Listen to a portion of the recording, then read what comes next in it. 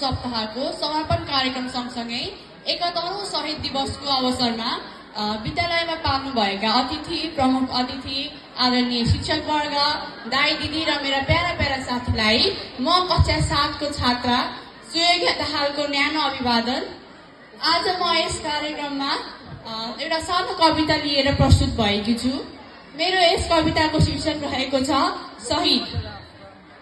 शहीद देशका लागि हाँसी हाँसी मर्न तयार भए जो, तिनैले गर्दा पाएका हामीले स्वतन्त्रता यो। सम्मान गरौं, इज्जत गरौं शहीदका त्यागलाई, निर्धक्क सास फेर्नलाई दिए तिनैले हामीलाई। अन्तिम इच्छा के भनी सोद्धा देश भनिदिएथे,